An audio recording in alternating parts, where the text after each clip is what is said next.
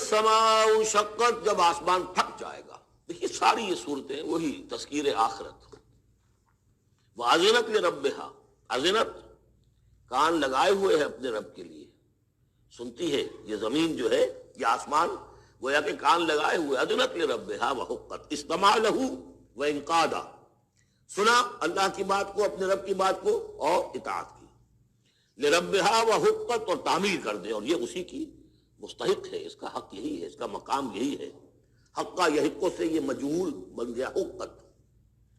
وَإِذَا الْأَرْضُ مُدَّتْ، اور جب کہ زمین کو پھیلا دیا جائے گا یا کھینچ دیا جائے گا. وَأَلْقَتْ مَا فِيهَا وَتَخَلَّتْ، اور وہ نکال باہر کرے گی، گرا دے گی باہر جو بھی اس کے اندر تھا، اور خالی ہو جائے گی. یہ آگے چل کر سورہ زلزال میں بھی آئے گا. وَأَخْرَجَتِ الْأَرْضُ أَثْقَالَهَا، جبکہ زمین اپنے سارے بوجھ نکال کر باہر پھینک دے گی. جو مردے ان میں دفن ہیں، جو بھی ان کی اجزاء ہیں، ان سب کو نکال کر، تاکہ وہ دوبارہ بنے اور بن کر کھڑے ہو جائیں. اور بھی جو کچھ ہے. وَأَذِنَتْ لِرَبِّهَا وَحُقَّتْ، اور زمین کا معاملہ بھی یہی ہے کہ وہ اپنے رب کا حکم سنتی ہے اور اس کی تعمیل کرتی ہے، اور وہ اسی کی سزاوار ہے، یہی اس کو لائق ہے، زیب دیتا ہے. یا ایھا الانسان، اے انسان، انک کادح الی ربک کدحا فملاقیہ. یہ بہت چل کر سورہ بلد میں بھی آئے گی کہ انسان کو، ہر انسان کو مشقت میں پیدا کیا گیا ہے. ہر انسان کے لیے دنیا جو ہے دارالمحن ہے، اگرچہ مشقتوں کی نوعیت جو ہے اس میں فرق ہے. کسی کی جسمانی مشقت زیادہ ہے، وہ کسی چلائی ہے، اس نے اینٹیں ڈھوئی ہیں، ہل چلایا ہے، پھر وہ رات کو ایسا سوتا ہے کہ اس کو صبح کی خبر دیتا ہے، اسے اس وقت بے چینی کوئی نہیں ہوتی. کسی کی ذہنی ہے، مل کا مالک ہے، بیٹھا ہوا ہے، پرابلم، وہ رات کو بھی پیچھا نہیں چھوڑتے وہ پرابلمس. پھر اسے ہپنوٹکس چاہیے، اسے کوئی اور سیڈیٹوس چاہیے، کسی طرح کی چیزیں، اینٹی ڈپریسنٹس چاہیے. ساری جو آج دنیا میں سب سے بڑی مارکیٹ جو ہے میڈیسنس میں، وہ ان دوائیوں کی ہو چکی ہے. ہمارے کام میں جو سب سے مہنگی دوائیاں وہ یہ ہیں امراض ذہنی کی. کن کو ہوتے ہیں؟ عام طور پر جن لوگوں کے ہاں ایفلوئنس ہے. تو معلوم ہے کہ ہر ایک کے لیے کوفت ہے. پھر یہ کہ کسی کو کوئی غم ہے، کسی کو کوئی غم ہے. عام آدمی یہ سمجھتا میں پیدل چل رہا ہوں، اس کے پاس سائیکل ہے، یہ بڑا اچھا ہے، بہت عمدہ ہے. اس سائیکل والے سے پوچھئے، اسے نظر آتا ہے کار پہ جاتا ہوا، اس کو اس کی جلن ہو رہی ہے. کار والا جو ہے وہ دیکھتا ہے کہ مجھ سے بہت زیادہ نئے ماڈل کی کار پہ گیا ہے، نئی کار پر چلاتا ہوا، اسے اس کی کوفت ہو رہی. تو کوفت اور یہاں پہ رنج اور محن، جس کو کہا ہے کہ قید حیات و بند غم، اصل میں دونوں ایک ہیں. موت سے پہلے آدمی غم سے نجات پائے کیوں؟ اور معاملہ یہ ہے کہ موت پر بھی جب نجات نہ ملی، اب تو گھبرا کے یہ کہتے ہیں کہ مر جائیں گے، اور مر کے بھی چین نہ پایا تو کدھر جائیں گے؟ وہ جو اب جو گھبرا کے یہ کہتے ہیں، وہ تو بات آئے گی آپ کو سورہ بلد میں. قید حیات و بند غم، اصل میں دونوں ایک ہیں. موت سے پہلے آدمی غم سے نجات پائے کیوں، یہ سورہ بلد میں ہے. لیکن دوسرا مرحلہ جو ہے کہ اب تو گھبرا کے یہ کہتے ہیں کہ مر جائیں گے، مر کے بھی چین نہ پایا تو کدھر جائیں گے، وہ یہاں ہے. یا ایھا الانسان، اے انسان، انک کادح الی ربک کدحا، تیرا مقدر یہی ہے، تکلیفیں جھیلتا ہوا، بوجھ برداشت کرتا ہوا، کوفت برداشت کرتا ہوا، تجھے ایک پر دوسری پر تیسری کوفت اور تکلیف، اور پھر جا کر اپنے رب کے سامنے کھڑے ہونا ہے. ملاقی، اب جو بار برداری کے حیوان ہیں، بیل ہے جتا ہوا ہے، اب جتائے رکھیے، اسے رہٹ میں لگا لیا آپ نے اس کو کسی اپنے ہل میں جوت لیا، اس کے بعد اس سے حساب کتاب تو کوئی نہیں. حضرت ابو بکر کہا کرتے تھے عجیب کیف کے عالم میں، کاش کہ میں ایک چڑیا ہوتا جو درختوں پر چہچہا رہی ہے، اس سے کوئی محاسبہ نہیں. کاش کہ میں گھاس کا ایک تنکا ہوتا جو جلا دی جاتی ہے، ختم ہو جاتی ہے، اس سے محاسبہ کوئی نہیں، پوچھ گچھ کوئی نہیں. یہاں ہے محاسبہ. یا ایھا الانسان انک کادح، مشقتیں بھی جھیلو، صدمے بھی جھیلو، بوجھ بھی اٹھاؤ، اینٹیں بھی ڈھو، اور جو بھی کرنا ہے، قلم کی گھس گھس کرو، بیٹھو، جاؤ 3 جگہ 4 جگہ بطب کرو، اور مریضوں کی خدمتیں کرو، اور پھر یہ کہ سب کچھ کر کے پھر ایک دن کھڑے بھی ہو جانا ہے. اب جاؤ ذرا حساب کتاب. لن تزول قدم ابن آدم حتی یسأل عن 5، ابن آدم کے قدم ہل نہیں سکیں گے جب تک کہ 5 چیزوں کا حساب نہ لے لیا جائے. عن عمرہ فیما افناہ، حساب دو عمر کا، 80 برس کی عمر دی تمہیں، کہاں فنا کی؟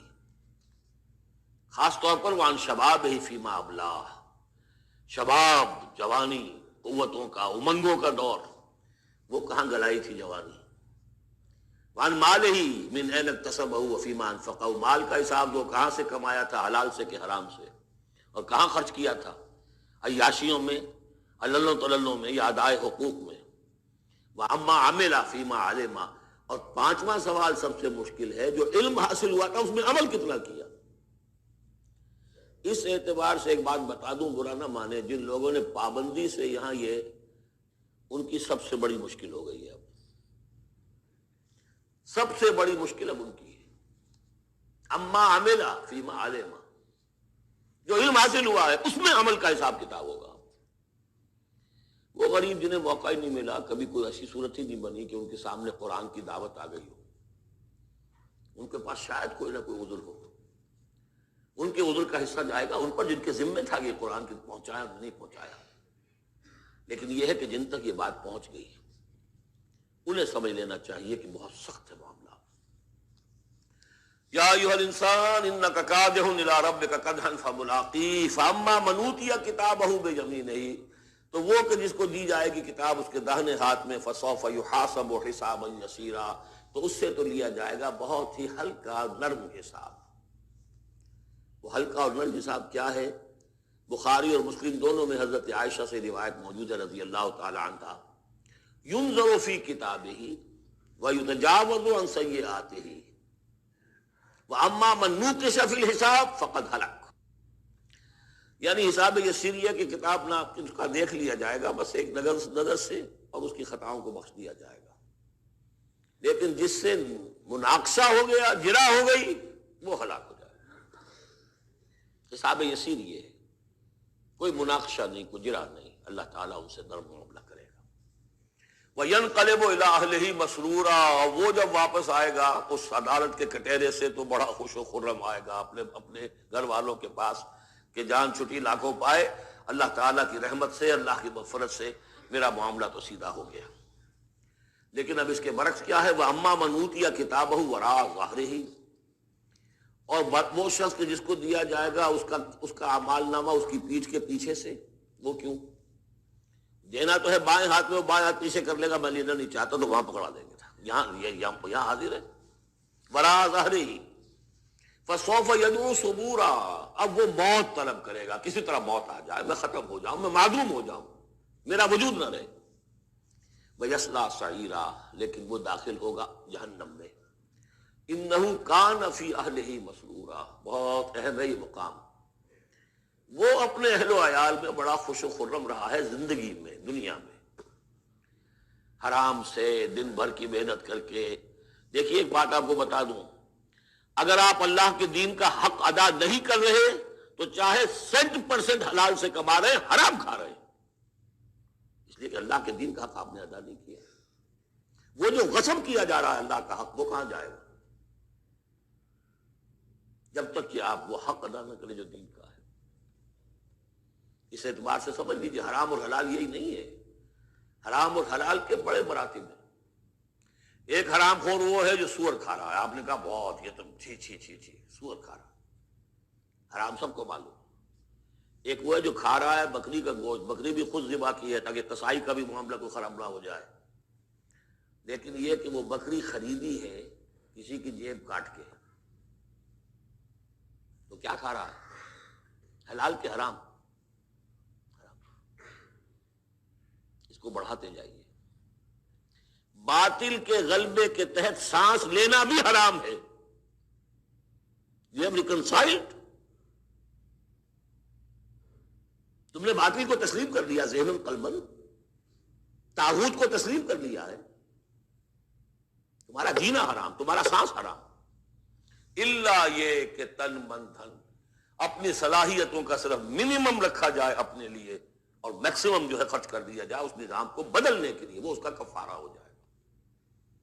ورنہ یہ کہ وہ آپ ناپ تول کر کے تو حلال کھا رہے ہیں، لیکن جس نظام باطل کی آپ چاکری کر رہے ہیں، جس کی ملازمت کر رہے ہیں، جسے سپورٹ کر رہے ہیں، بڑی تنخواہ ملی ہے، ورلڈ بینک کی کسی برانچ میں جو ہے مینیجر لگ گئے ہیں، کس نظام کو آپ چلا رہے ہیں؟ بہرحال وہ بات لمبی ہو جائے گی. لیکن وہ دنیا میں خوش و خرم تھا، اچھا کھلا رہا تھا، دودھ ملائی ربڑی اپنے بچوں کو، ہر وقت آ رہا ہے تو نئی چیزیں لے کر آ رہا ہے، ولایت سے آ رہا ہے تو ایک ایک بچے کو بلا کر تمہارے لیے یہ لایا ہوں، تمہارے لیے یہ لایا ہوں. وہ دنیا میں وہ خوشیاں لے آیا، اب یہاں کچھ نہیں ہے. وہ اللہ کا بندہ جو دنیا میں ڈرتا رہا، انا کنا فی اہلنا مشفقون، ہم تو ڈرتے تھے کیا ہوگا، اللہ کے حضور میں ایک روز کھڑا ہونا ہوگا. ان کے لیے یہاں آیا ینقلب الی اہلہ مسرورا، اب وہ لوٹے گا اللہ کی عدالت کی کٹہری سے اپنے گھر والوں کی طرف تو خوش و خرم ہوگا. اور یہ جو ہے یہ دنیا میں خوش و خرم رہا تھا اپنے اہل و عیال میں. انہ کان فی اہلہ مسرورا انہ ظن ان لن یحور، اس کو گمان یہ ہو گیا تھا کہ لوٹ کر آنا نہیں ہے، ہمارے پاس آنا نہیں ہے. کان بہ بصیرا، یقیناً اس کا رب تو اسے دیکھ رہا تھا، ہر آن دیکھ رہا تھا، اس کی نگاہ میں تھا. فلا اقسم بالشفق واللیل وما وسق والقمر اذا اتسق لترکبن طبقا عن طبق. یہ ہے اصل میں وہ مقام جس کے حوالے سے میں نے آپ کو کہا تھا کہ سورہ مدثر کی ان آیات کو ذہن میں رکھیے. کلا والقمر، تو یہ دیکھیے کہ وہاں بھی درمیان میں پھر اثر نو قسمیں آ گئی تھی، دو تقریباً جو سمجھیے دو صورتیں بن گئیں. شروع میں یا ایھا المدثر سے لے کر اور آیت نمبر 31 تک، اور پھر کلا والقمر واللیل اذ ادبر والصبح اذا اسفر انھا لإحدی الکبر. وہی بات یہاں ہے، ایک مضمون پورا ہو چکا. فلا اقسم بالشفق، تو نہیں مجھے قسم ہے شام کی سرخی کی، واللیل وما وسق، اور رات کی اور جو چیزیں اس میں سمٹ آتی ہیں، والقمر اذا اتسق، لیکن پھر جب چاند جو ہے رفتہ رفتہ بھرتا ہے اور پورا ہو جاتا ہے، چودھری کا چاند بن جاتا ہے. یہ اصل میں میرے نزدیک واللہ عالم، یہ کسی اور کوئی بات میں نہیں کہہ رہا ہوں، میرے نزدیک یہ دو بڑی اہم خبروں کی نشاندہی ہے جو قرآن میں کی گئی ہے. اور وہاں ہے بھی انہا لإحدی الکبر، بہت بڑی خبر ہے یہ کہ محمد رسول اللہ صلی اللہ علیہ وسلم کا جب خورشید ہدایت طلوع ہوا ہے تو اس وقت صورت کیا تھی؟ 600 سال کی رات تھی جس میں کوئی نبی نہیں آیا تھا. بس چاند کے کچھ اثرات، کچھ روشنی، کچھ تھے دیکھ لوگ، کچھ جنات میں بھی نیک تھے، لیکن اکثر و بیشتر دنیا کے اوپر جو غلبہ ہو گیا تھا وہ بالکل باطل کا. پھر ایک دم خورشید نبوت طلوع ہوا ہے اور روشنی پھیل گئی ہے. اب خبر دی ہے اسی خورشید نبوت نے صلی اللہ علیہ وسلم کہ قیامت سے پہلے ایک مرتبہ پھر یہ دین کا غلبہ ہوگا. جیسا آپ کے دست مبارک سے بنفس نفیس جزیرہ نمائے عرب پر پورا خورشید اسلام چھا گیا، نظام دین قائم ہو گیا. الیوم اکملت لکم دینکم واتممت علیکم نعمتی ورضیت لکم الاسلام دینا، جاء الحق وزهق الباطل ان الباطل کان زہوقا. اور اس کے بعد یہ کہ خلفاء ثلاثہ کے زمانے میں، حضرت علی کے زمانے میں کوئی توسیع نہیں ہوئی، حضرت ابوبکر، حضرت عمر، حضرت عثمان، خلفاء ثلاثہ کے زمانے میں توسیع ہوئی. حضرت علی کے زمانے میں ان پر کوئی الزام نہیں، ان کا کوئی قصور نہیں، لیکن یہودی سازش عبداللہ ابن سبا کی، اس کی وجہ سے مسلمان آپس ہی میں لڑ پڑے. 1,00,000 جانیں ختم ہو گئی آپس میں لڑ کر، جنگ جمل، جنگ صفین، جنگ نہروان، 1,00,000 کے پڑی. تو مومنٹم گاڑی کا ٹوٹ گیا، موشن ٹوٹ گئی. اس کے بعد پھر بہرحال حضرت امیر معاویہ کے زمانے میں پھر کچھ آگے قافلہ چلا ہے، لیکن اس شان کے ساتھ پھر نہیں بڑھ سکی بات جس شان سے کہ دور فاروقی میں، دور عثمانی میں، دور صدیقی میں بات بڑھ رہی تھی. بہرحال وہ تو پروسیس رک کر اور پیچھے ریورس بھی ہو گیا. لیکن حضور کی دی ہوئی خبر ہے کہ دوبارہ دنیا میں دین کا غلبہ ہوگا اور گلوبل ہوگا، پوری دنیا میں ہوگا. وہ حدیثیں ہم نے نوید خلافت کے عنوان سے کتابچہ 8 صفحے کا کتابچہ بہت شائع کیے ہیں. میں صرف یہ بتا رہا ہوں وہاں حضور کے زمانے میں کل 23 برس میں انقلاب برپا ہو گیا. سورج ایک دم طلوع ہو جاتا، کتنی دیر لگتی ہے، طلوع ہو گیا. لیکن اب جو روشنی آئے گی وہ آئے گی تدریجاً. اس کی شان کیا ہوگی؟ فلا اقسم بالشفق، ایک شفق کی روشنی ہوتی ہے جب رات سورج تو غروب ہو گیا لیکن شفق ابھی ہے. وہ حال ہے اس وقت دنیا کا کہ اسلام کی روشنی غروب ہو چکی ہے، صرف شفق کی لالی سی نظر آ رہی ہے. اس کے بعد واللیل وما وسق، پوری دنیا کے اوپر دین کے اعتبار سے تاریکی چھا گئی ہے، رات ہے. اور رات جو ہے اپنے اندر جن جن چیزوں کو سمیٹ لیتی ہے، لیکن والقمر اذا اتسق، لیکن چاند طلوع ہوتا ہے پہلے دن، دوسرے دن، تیسرے دن بڑھنا شروع ہوتا ہے یہاں تک کہ وہ پورا ہو جاتا ہے. اب چاند کی چاندنی جو ہے وہ پھر دنیا کے اندر اس کو رات کو منور کر دیتی ہے.